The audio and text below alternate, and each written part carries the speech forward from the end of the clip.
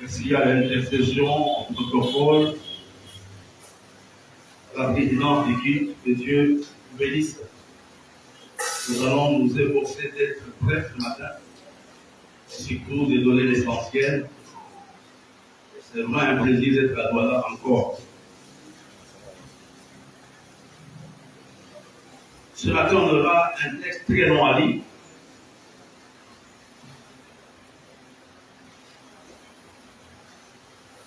Et après, nous passerons à l'écoute de la parole de Dieu. La pensée sur laquelle je voudrais qu'on s'entretienne ce matin,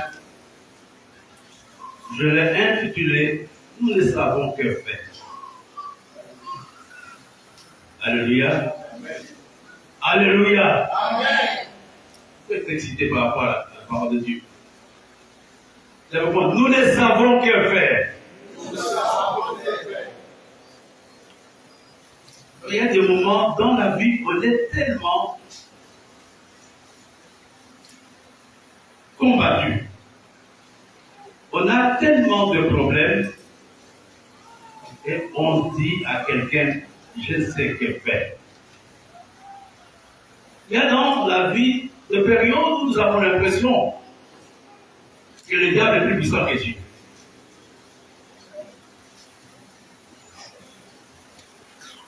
Et je voudrais dire à quelqu'un, j'ai mis ça de sujet de prière, c'était aujourd'hui, pas tout à l'heure là. Tant que la tête est dehors, tant que la tête est dehors, je ne peux pas me noyer. Si je suis dans un fleuve, on m'a jeté,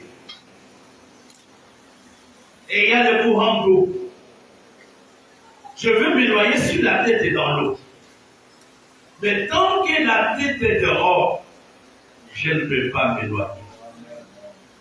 Tant que la tête de l'Église, qui est Jésus, est debout, l'Église ne pourra jamais se noyer. Quelle que soit la forme que l'Église peut avoir, jamais une Église ne sera plus faible que les autres. Elle peut être ridicule, elle peut être petite, mais l'Église est l'épouse de Christ. On va lire quelques textes. D'abord, un texte que j'aimerais que chacun trouve, et nous allons passer à la parole. Dans le livre de 2 Corinthiens, chapitre 4. J'ai été béni quand je préparais le message. Je suis certain que Dieu bénira quelqu'un ce matin. Amen. 2 Corinthiens, chapitre 4, verset 8 à 9. Nous allons les lire ensemble, en étant debout. On peut même aller jusqu'au verset 10. On peut se lever ensemble. On va proclamer cet ensemble.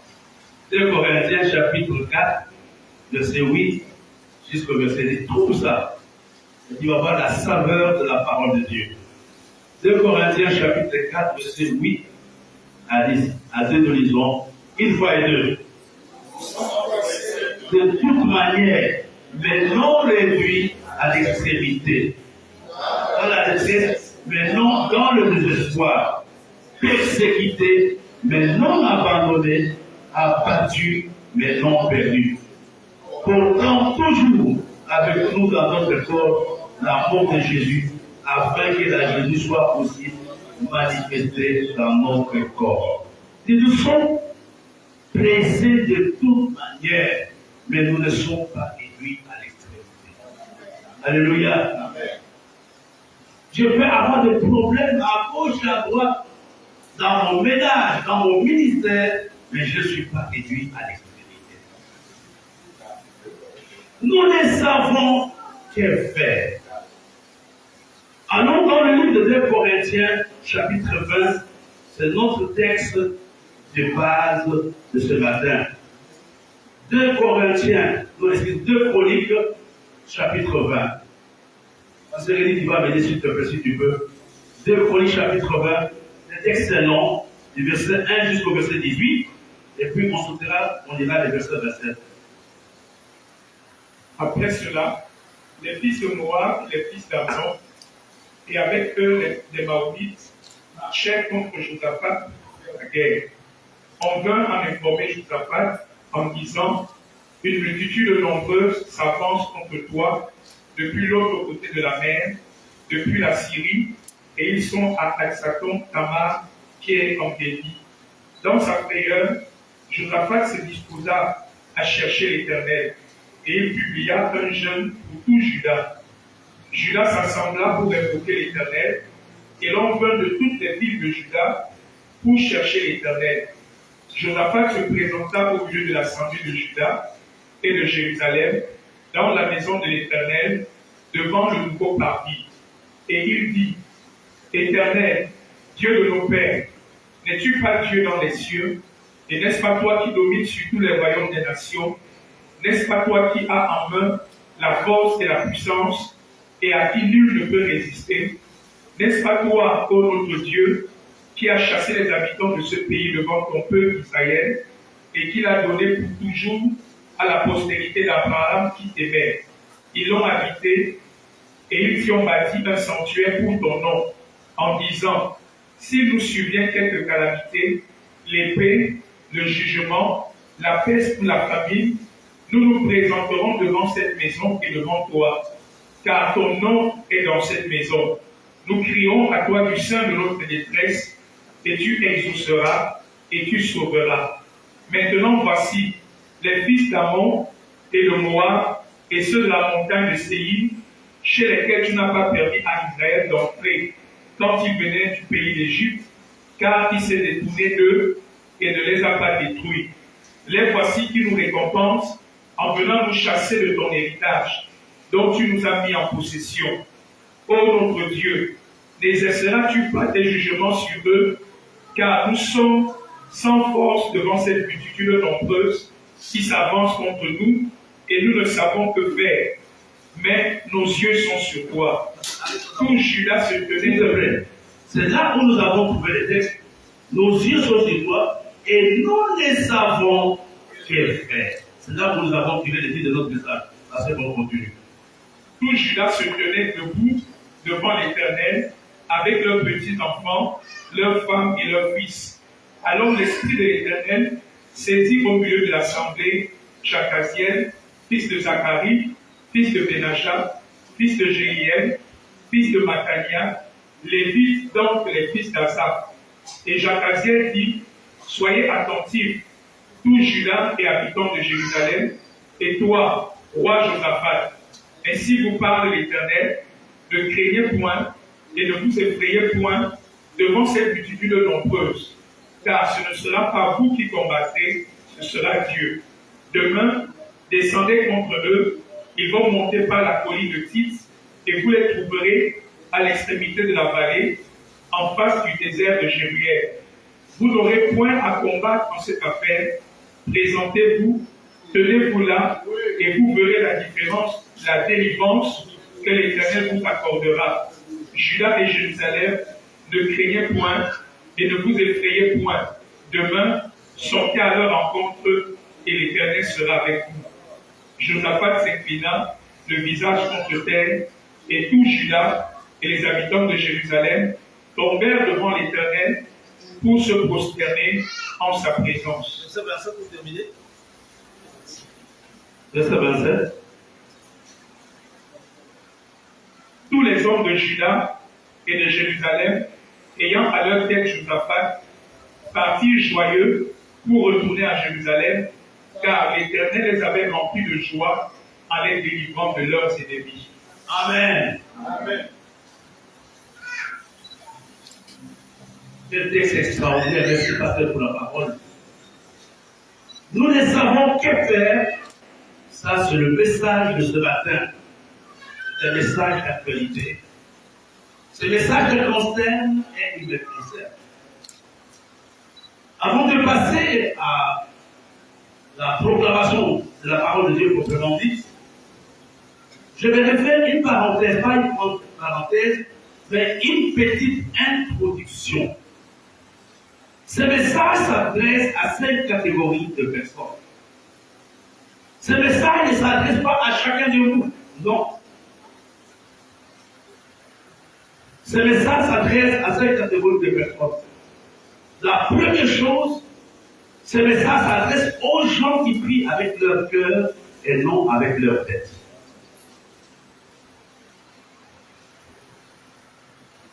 Tous nous prions, mais nous ne savons pas qu'est-ce qui prie et qui prie.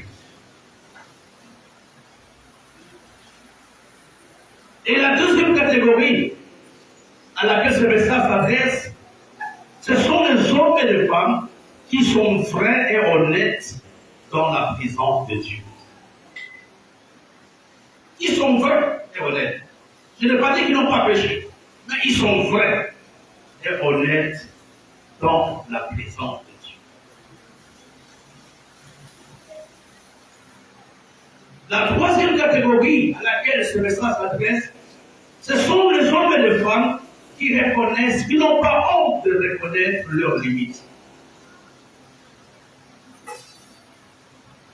Qui n'ont pas honte de dire que nous sommes trompés. Qui n'ont pas honte de reconnaître que nous avons échoué. Je pense que je suis parmi les rares leaders qui parlent avec ses pasteurs comme ses amis. Je les dis là, nous avons échoué, là, je n'ai pas bien fait. La quatrième catégorie à laquelle s'adresse ce message, ce sont les hommes et les femmes qui prient pour eux-mêmes. Qui prient pour eux-mêmes. Non pour impressionner quelqu'un, non pour donner l'impression qu'on prie, mais qui prient pour eux-mêmes.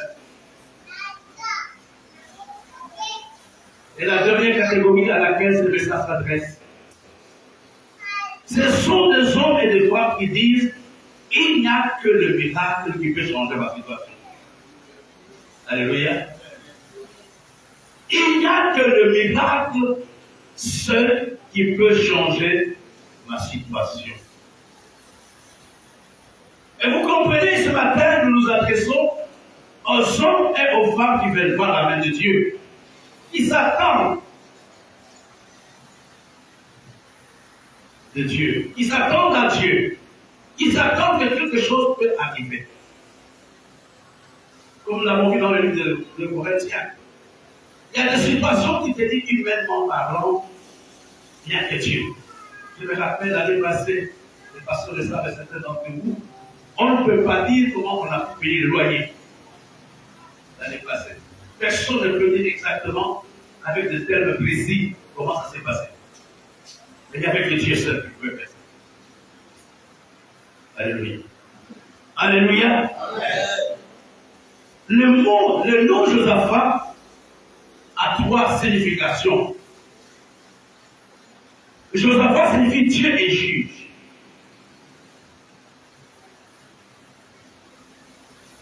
Et la deuxième signification, Dieu est mon juge. Il est juge, mais il est aussi mon juge. La troisième signification, Dieu me défend.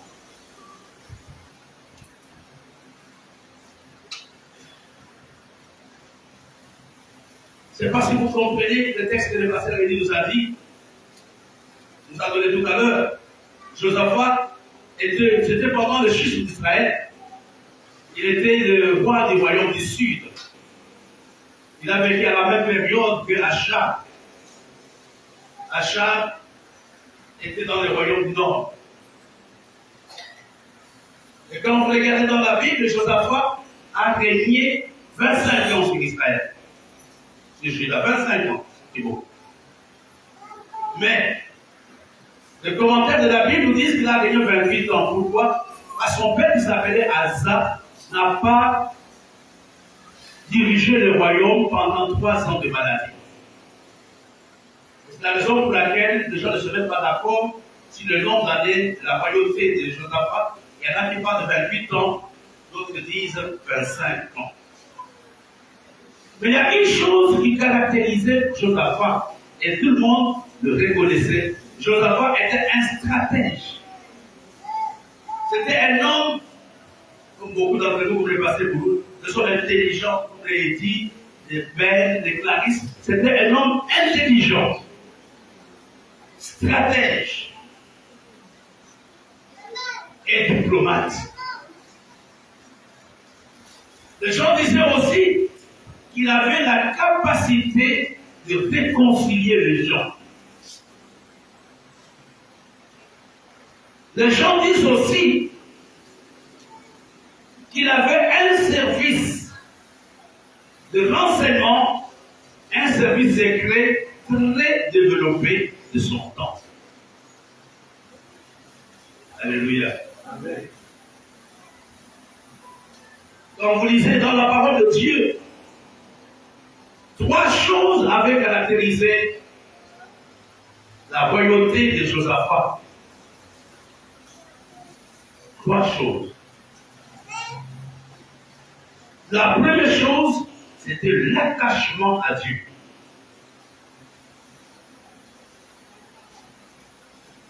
C'était un roi. Pendant son règne, les gens étaient fortement attachés à Dieu. Et c'est à cela que Dieu nous appelle. D'être attachés à Dieu.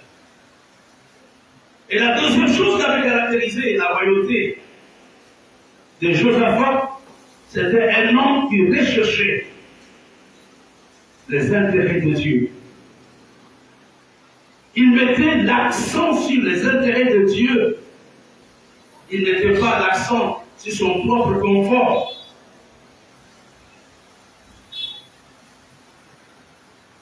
Mais il mettait l'accent sur les intérêts de Dieu.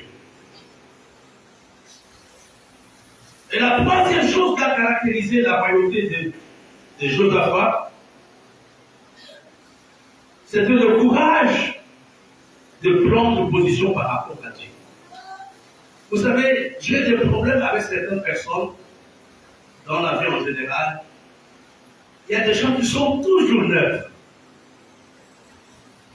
Alléluia. Alléluia. Amen. Il y a des gens qui sont toujours neufs. Et je vous dis la vérité, les gens neufs sont faux.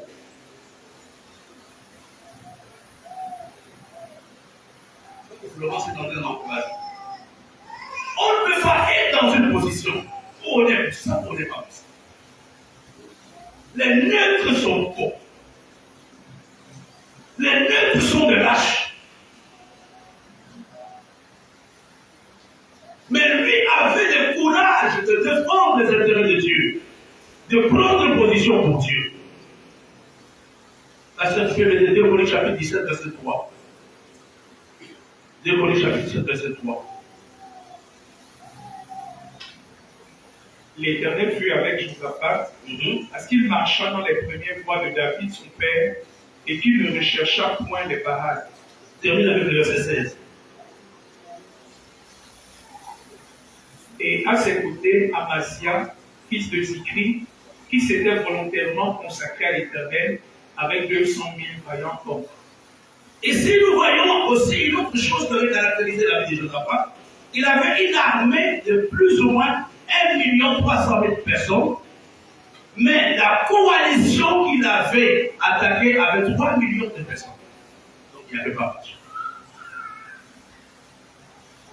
Il n'y avait pas match. Et ce matin, nous sommes en train de voir la pensée, nous ne savons que faire. Regardez les conditions dans lesquelles Josaphat était, aucun de nous ne pouvait être en paix.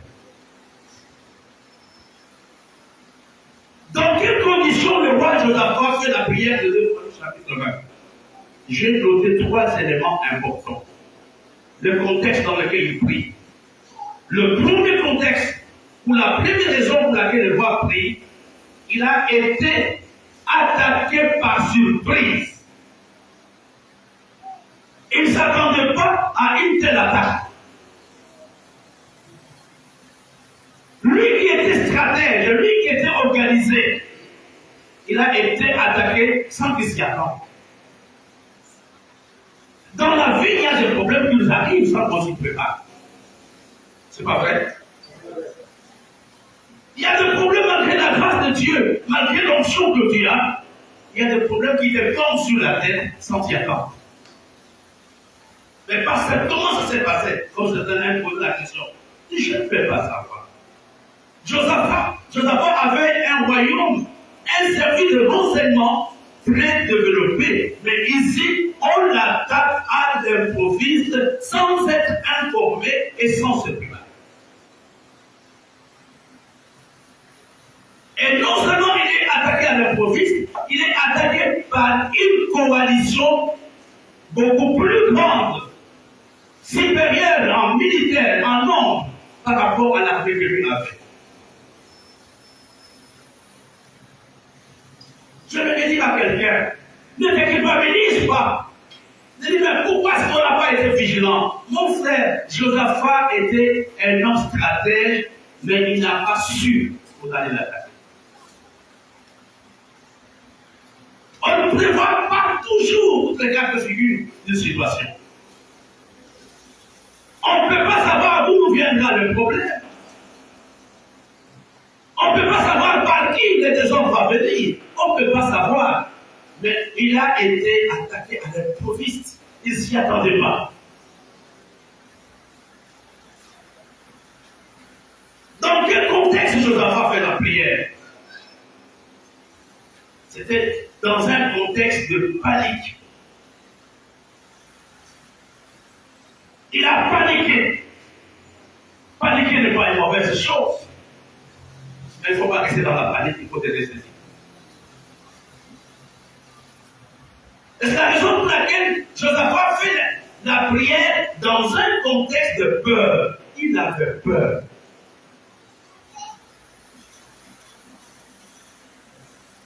Il y a des gens parmi nous qui ont peur. Et Josaphat avait peur pour 3 raisons. La première raison pour laquelle Josaphat avait peur, c'était la force en présence. C'était une armée nombreuse. Et de fois, quand nous regardons à la tête de nos problèmes, nous regardons les gens impliqués dans cette situation, on se dit, est-ce qu'on s'en sortira? On lui dit, écoute, nous sommes attaqués par 3 millions. Il demande à son chef d'état-major, nous sommes combien? Il a dit à peine 1,3 million. Je vais pas la question ce matin. Nous sommes à peine 100. Est-ce que nous pouvons acheter un terrain? Parce que quand nous regardons, plus de la moitié de son chômage. Il avait peur par rapport à la force en présence. Parce que la force qui était là en face était puissante. Je ne suis pas politicien. Mais quand on a commencé la guerre de l'Ukraine, je ne pensais même pas que ça pouvait faire un mois. Avec toutes les nouvelles que nous avons suivies. C'était plus ou moins ça. La force qui était en face de lui était puissante. Je te dis la vérité, je m'adresse à toi. C'est lui qui est en toi, est plus fort que celui qui est dans le monde. Ils peuvent être 1000, mais quand tu es seul, tu peux les terroriser, tu peux les terrasser, tu peux les détruire. J'ai appris à ne pas avoir peur. Je panique, mais je les ressaisis vite. La force en présence était plus puissante que Josaphat. Et la deuxième raison pour laquelle le roi avait peur, il a été pris de coups. Il ne s'était pas préparé. Ça faisait un temps que ces militaires n'ont pas fait faire l'entraînement, mais on l'attaque.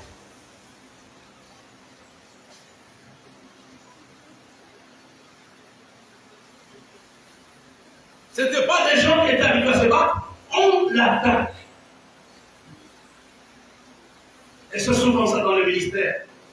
Il y a des problèmes qui sont pris de coups. Il y a des choses qui nous arrivent, mais on ne s'y attend pas. Et ça nous tombe dessus. C'est comme Josaphat. La troisième raison pour laquelle Josaphat avait eu peur, il était sans solution.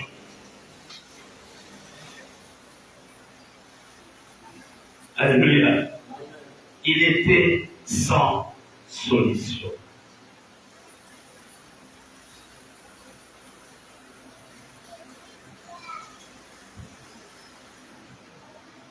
La prière du roi Josaphat a deux grands visages. Le premier visage de cette prière, c'était une prière de faiblesse. Nous sommes sans force. C'était une prière de faiblesse. Vous savez, il y a très peu d'entre nous qui ont l'humilité de reconnaître devant Dieu qu'ils sont faibles. Il y a très peu d'entre nous qui ont l'humilité de reconnaître devant Dieu qu'ils se sont trompés. Je pense que si c'était toi et moi, on allait dire, mais Seigneur, j'ai fait comment? Mais ici, il dit clairement, il peut m'aider.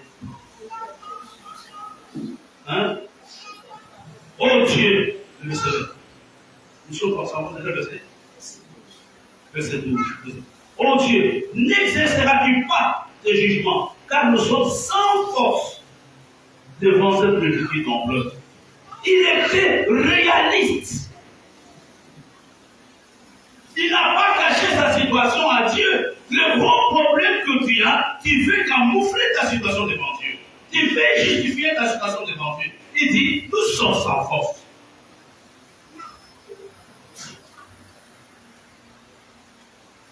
Alors si c'était un aveu de faiblesse, mais il y a quatre choses qui caractérisent Josaphat dans cet aveu de faiblesse. Premièrement, c'était son honnêteté. Il était honnête devant Dieu. Non seulement il était honnête, mais il était sincère et il était franc et véridique. Beaucoup de nos combats que nous avons, nous ne sommes pas vrais devant Dieu. Nous ne sommes pas sincères dans nos prières. Nous disons autre chose à Dieu, mais nous voulons autre chose. Il dit, nous sommes sans force. Nous n'avons pas de solution. Je n'ai personne sur qui je peux compter. Il ne cherche pas un bouc émissaire. Il n'a pas dit on n'a pas été bien organisé. Il dit à Dieu, nous sommes sans force. C'est que Dieu attend de toi et de moi. Présente clairement le contenu réel de ta situation à Dieu. N'arrive pas à maquiller ta situation. N'arrive pas à justifier ta situation devant Dieu. Nous sommes sans force. Il n'a pas dit non, on n'a pas été bien organisé. Il n'a pas dit mais. Il a dit Seigneur, voilà ce que je suis. Plus de nos prières ne sont pas exaucées parce qu'elles ne sont pas vraies. Ne sont pas vraies non vis-à-vis des autres, mais vis-à-vis même de Dieu. Nous cachons cette chose à Dieu.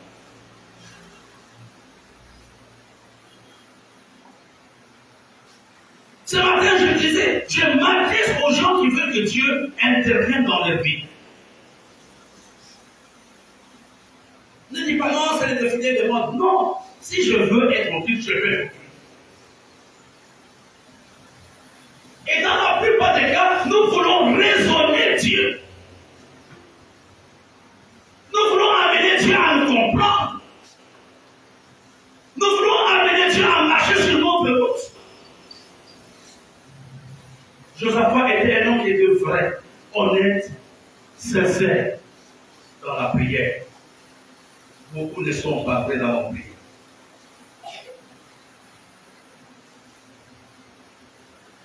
Le deuxième visage de cette prière, c'est le fait que cette prière a été faite par un roi. Non pas un homme ordinaire, par un roi. Non en secret, mais publiquement. Il n'est pas en train de montrer ses exploits. Ici, il confesse ses faiblesses. Nous sommes devant l'homme, c'est j'ai des problèmes parce que ma femme m'a quitté, j'ai des problèmes parce que je n'ai pas l'argent, frère. Dieu, vous savez, mon pasteur avait l'habitude de dire une chose. Dieu n'a pas besoin de savoir qui a tort et qui a raison, mais Dieu veut voir qui a obéi à sa parole. Il dit, nous sommes en force. Et il fait un aveu public.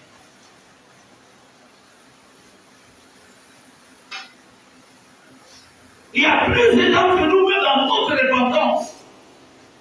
Même quand on est dans nos péchants, il y a certains péchés qu'on ne cite pas. On les sort. On a honte de Dieu. Toi-même, tu sais comment je vais marcher. Ça ne marche pas. Même si on est seul dans sa chambre à coucher, on a honte de Dieu pour partager. Mais Josaphat, c'est même publiquement devant des milliers de gens.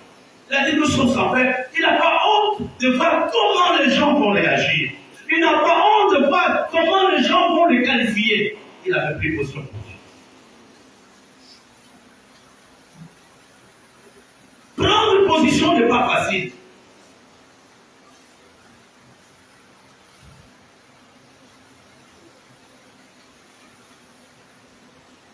Il a fait la prière parce qu'il n'avait pas de solution. Dis à quelqu'un, ce matin, il n'entend pas.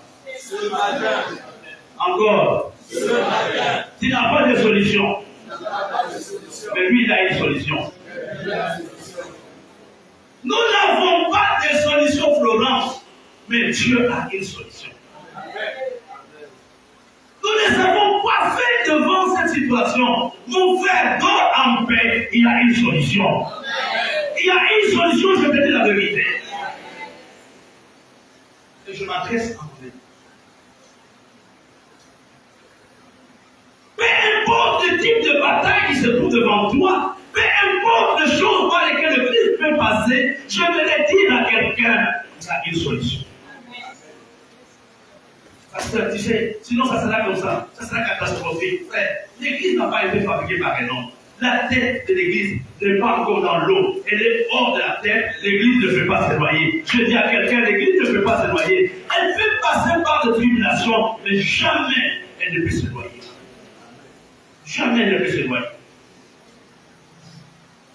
Moi, des fois, je me dis, je fais comment pour vivre? Dieu a les solutions. J'en parle avec quelqu'un lui-même. Il n'arrive pas à comprendre comment je voyage même. Avec l'argent, avec les moyens. Dieu a une solution. Il y a quelque temps, je vous ai dit que les solutions de Dieu sont particulières. Les solutions de Dieu sont inédites. Les solutions de Dieu sont inattendues.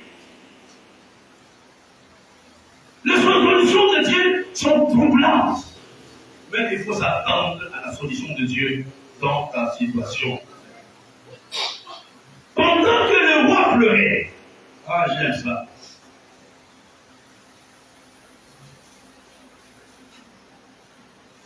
La personne qui donne la prophétie n'est pas un prophète attitré.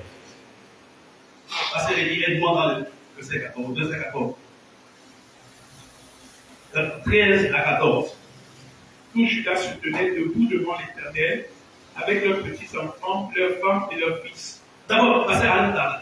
L'une des choses, frères et sœurs, que nous devons rechercher quand nous sommes dans la tempête, quand nous passons par l'ennemi qui semble être plus puissant que nous, ne jamais perdre l'unité. L'unité de l'Église est son arme la plus puissante. Quand l'Église regarde dans la même direction. Quand dans une famille, on regarde dans la même direction, on aura la victoire. Ici, on nous dit, même les petits-enfants étaient là. La Bible dit, un corps divisé contre lui-même ne peut pas subsister. Ah, c'est continue. Ah, Charlotte, il faut être terminé. Verset 14. Verset 14. Alors l'Esprit de l'Éternel saisit au milieu de l'assemblée Jacaziel, fils de Zacharie, fils de Benaja, fils de Jéhiel, fils de Mattania, Lévite d'entre les fils d'Azaph. Ça continue. Et Jacques Cassiel dit, soyez attentifs, tous Judas et habitants de Jérusalem, et toi, roi Josaphat, ainsi parle l'Éternel, ne craignez point et ne vous effrayez point devant cette multitude nombreuse, car ce ne sera pas vous qui combattrez, ce sera votre Dieu. Allez-vous d'abord là-bas. Regardez, dis-moi, Seigneur. Dis-moi, Seigneur. Je sais que la solution à ce problème. Basta. La personne qui donne la prophétie n'est pas un prophète, c'est quelqu'un qui était dans la foule. C'est lui qui donne la prophétie. La solution ne comprend pas que venir d'Isaac, de Marie-Thérèse.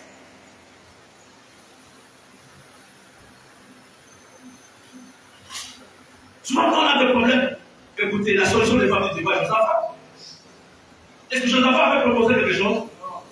La sœur dit, il avait proposé belle. Josaphat n'a rien proposé, il était dans la peur. Mais il y a quelqu'un, un lévite, qui prophétise, qui donne une parole. Il y a, si toi tu es sans force, lui il a la force. Si tu es sans solution, mais lui a une solution. Je sais que je n'ai pas de solution, mais toi tu as la solution.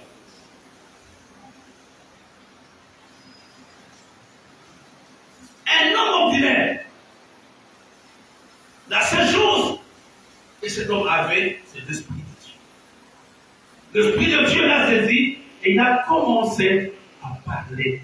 Dans chaque combat spirituel, la chose la plus importante, c'est de saisir la pensée de Dieu ou les recommandations de Dieu. Qu'est-ce que Dieu veut que tu fasses dans la situation où tu es?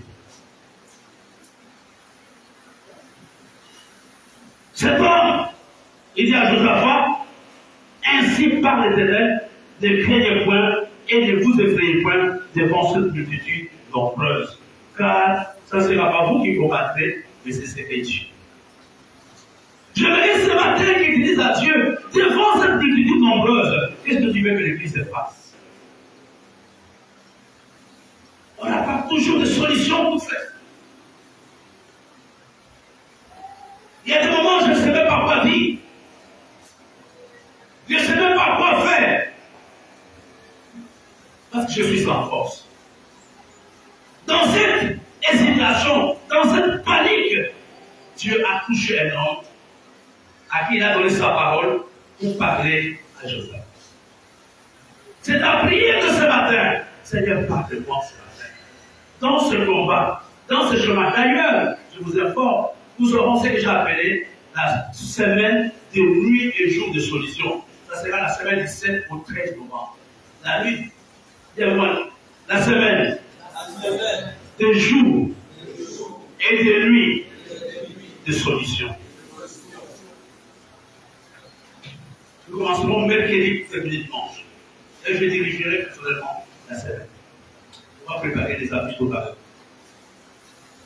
Josaphat est dans la panique si c'était Mathias. Je ne sais pas ce qu'il allait faire, il allait appeler Washington, envoyez-nous la main.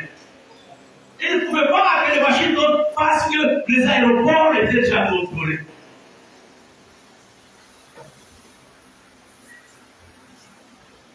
Je parle à quelqu'un ce matin.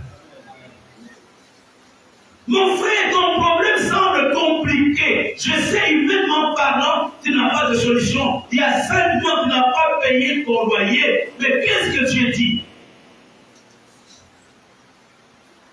Qu'est-ce que Dieu te dit, Mathias? Quand les choses sont bousculées dans ton entreprise, Josaphat dit à Dieu, nous savons qu'elle fait. Maman, elle a dit, quand elle me parlait souvent à l'époque, elle me dit, pasteur, je ne sais même pas par où commencer. Vous t'expliquer. Nous sommes sans force. Nous savons qu'elle fait. Mais un homme se lève avec la pensée de Dieu. Il a dit, pas dire au roi. Dans le combat spirituel, il y a une chose qui est très importante. Saisir la pensée de Dieu. Et la deuxième, ne craignez point et ne vous effrayez pas. Évitez la panique devant le problème. Évitez la peur devant les situations difficiles. Pasteur, dès que vous êtes dirigé par la peur, vous prendrez de mauvaises décisions.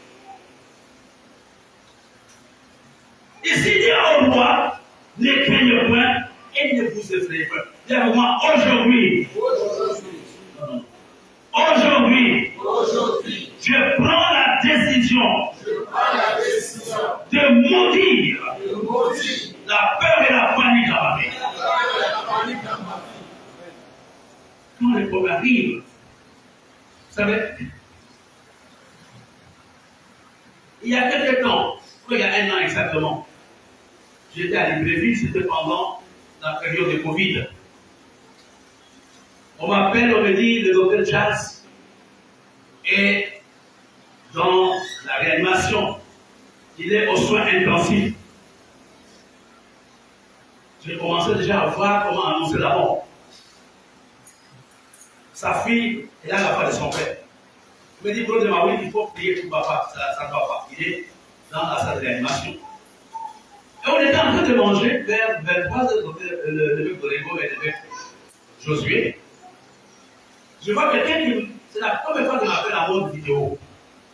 Il m'appelle à mode vidéo. Et il était à moitié ouvert. Il avait un glas, c'était dans le machine. Moi, je dis, c'est qui? Il a dit, Dad. Moi, je dis, mais calme-toi, qu'est-ce qu'il y a? Calme-toi. Il me dit, non, toi, tu dois te calmer, laisse-moi parler.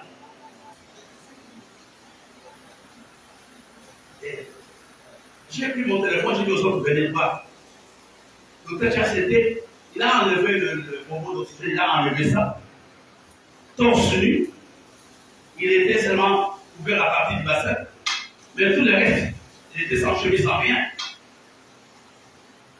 Moi, je pensais que c'était pour me dire, non, non, oui, je m'en vais, il a été un bon fils. Il me dit, le programme de Cotonou, c'est quelle date? Honnêtement, je pensais qu'il délirait. J'ai dit au docteur, allez-vous dans l'école, le papa demande que le programme de mai, il n'est même pas encore sorti de la réanimation. Il n'a dit pas, je prie pour le programme, on a un plein succès pour ça. Donne-moi seulement la date. Il s'est battu contre la mort. Mais, lui ne pensait pas à la mort, il pense à la vie. J'ai dit, au mois de mai, il a dit, on aura un succès. Je serai là. Sois sûr, il a coupé. Une heure après, il m'appelle, il m'a dit, donne-moi les dates exactes. Et à la fin, souvent, on dit, un homme peut mourir par bon. Mais ça, c'est vraiment un devoir. J'ai pris l'agenda, j'ai regardé les dates, je lui ai donné du 15 au 20 mai, pour cela contre nous. Il a dit, salut pour moi, Josué, il a coupé. Il était à la conférence avec nous au mois de mai. Alléluia. Il était avec nous à la conférence. Il a prêché 3 heures sans micro. Pourquoi? Il a donné des secrets. Il a dit, depuis que votre, il a appelé votre histoire, depuis que votre histoire a commencé, je n'avais pas peur. Pendant tout le temps, je n'avais pas mis de masque. Je n'avais pas peur de ça. Ce que j'ai craint, c'est ce qui m'arrive. C'est ce que je redoute. Souvent, nos problèmes se compliquent à cause de notre panique, à cause de la peur. Et les choses commencent à... Qu'est-ce que les gens vont dire? Plusieurs nous sommes dans la panique, plusieurs nous sommes dans le compromis à cause de la peur. La peur du lendemain, la peur des temps du bâton, la peur d'être rejeté, la peur d'être jugé, la peur de ne pas être aimé, et plusieurs se compromettent. Il dit, ne craignez point, ne vous effrayez point. Il n'a pas dit devant un petit fond, il dit quoi? Verset, qu'est-ce que passage dit? Soyez attentifs, tous Judas et habitants de Jérusalem, et toi, roi Josaphat. Ainsi vous parle l'Éternel, ne craignez point et ne vous effrayez point devant cette multitude nombreuse, car ce ne sera pas vous qui combattrez, ce sera Dieu. Écoutez, dans la prophétie, on n'a pas sous-estimé la taille de l'ennemi. On dit une multitude nombreuse. Mais tout ce que Dieu attend de vous, c'est de ne pas avoir peur. Je sais qu'on passe par des moments difficiles. Je sais qu'on a des loyers à payer. Je sais que nous avons la caution à verser l'année prochaine. Je sais qu'il te faut de l'argent pour ceci et cela. Mais Dieu te dit ce matin, sois sans peur. Non seulement sois sans peur, il ajoute dans ce problème, c'est Dieu qui combattra pour moi. Comment il a dit Dieu combattra pour toi. Sois sans peur. Je n'étais jamais vu avec peur. Ce matin, quand je m'entendais, je voyais la peur sur ton visage. Et je me maudis cette peur. Depuis des années, je n'ai jamais vu paniquer devant la situation. Tu es fort, sois forte. On n'a pas dit que l'ennemi était petit. La Bible nous dit une multitude nombreuse. Regardez même le terme. Multitude, c'est déjà beaucoup. Et ajouter à beaucoup, encore beaucoup. Une multitude nombreuse. Je sais, frère, qu'il y a des combats dans ta famille. Je sais qu'on ne t'aime pas, mais ne panique pas. Ne panique pas. Ne panique pas. Et donc, Dieu donnait son témoignage, je pense que certains le connaissent. La première que tu le connais, si je donne son nom, si tu ne le connais pas, je serai surpris. Charles Taligano, tu connais? Charles Taligano. Ah, tu connais. C'est parmi les pères de l'évangile en France. Il donnait un témoignage. Il a été même décoré. Il partait en Corée il y a quelques années, 30 ans, 40 ans. Et l'avion commençait à tomber.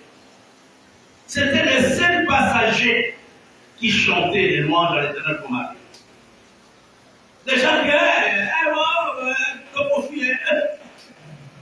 Mais lui louait Dieu.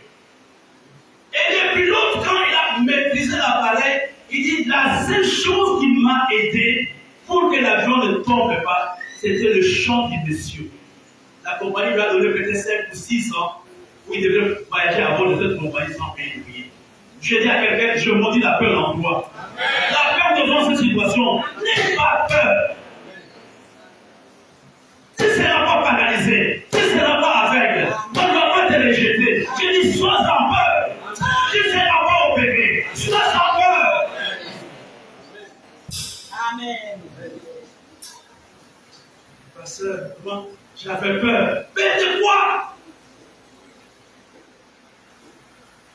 Josaphat a prié, mais le message n'est pas venu par lui, par un homme ordinaire, un levite. Il a donné la pensée.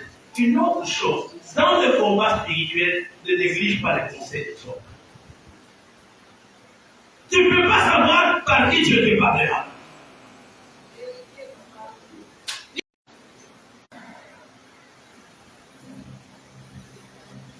C'est comme on pouvait même le révoquer en disant, mais tu n'as pas qualité.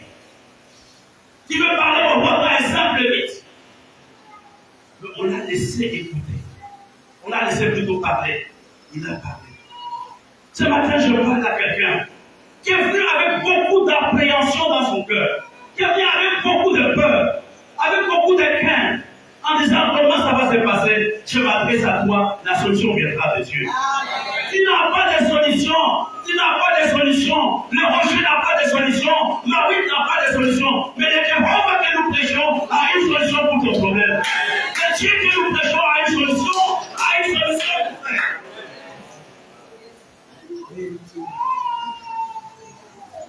Dieu ne peut pas nous appeler pour nous lâcher en cours de route. Le même Dieu qui m'a appelé quand j'avais 30 ans, c'est le même qui va me soutenir quand j'aurai 60 ans aujourd'hui.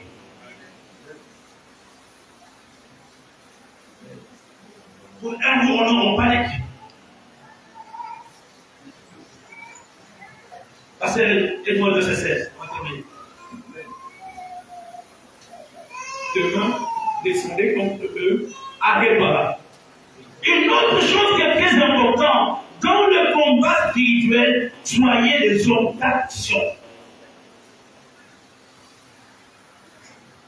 Soyez des hommes en mouvement, en action. Demain, descendez contre eux. Il y a la part de Dieu, il y a ta part à toi.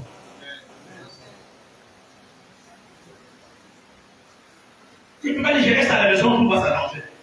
Entreprends quelque chose. Fais quelque chose. Et Dieu fera le reste.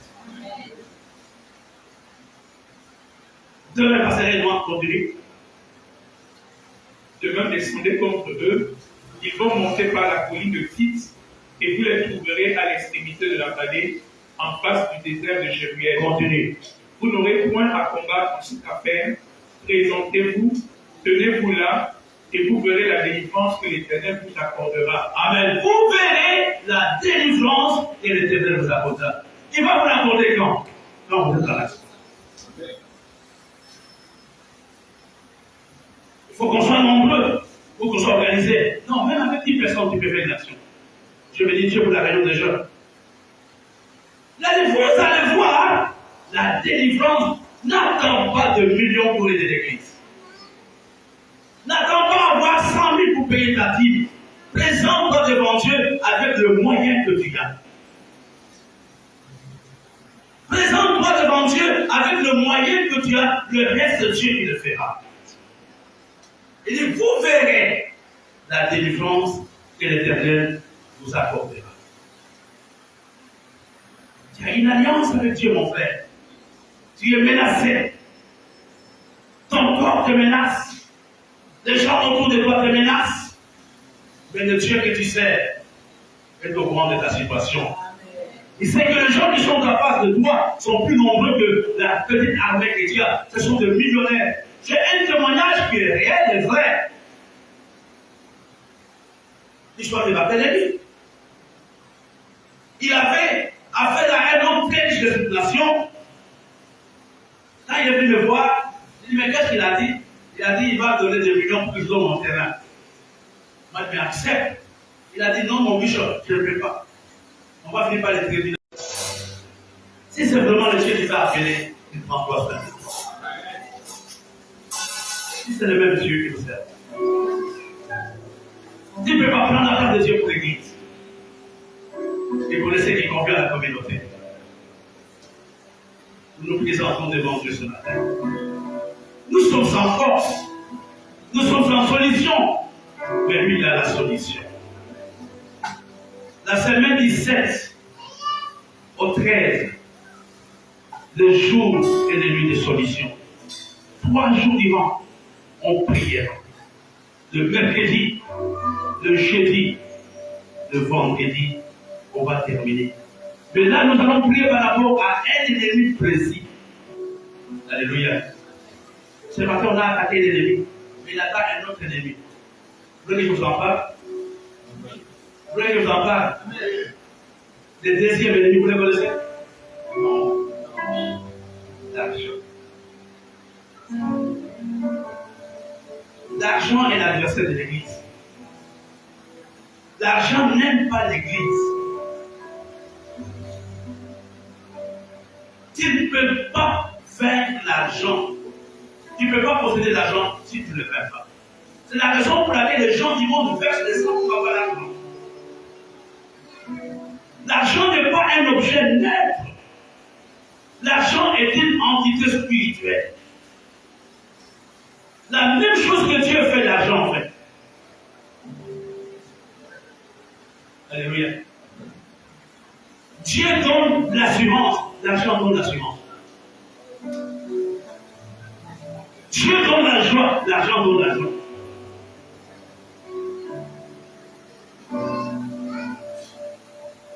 Dieu change le comportement, l'argent change le comportement de quelqu'un. Il y a des gens sans argent, ils sont très polis.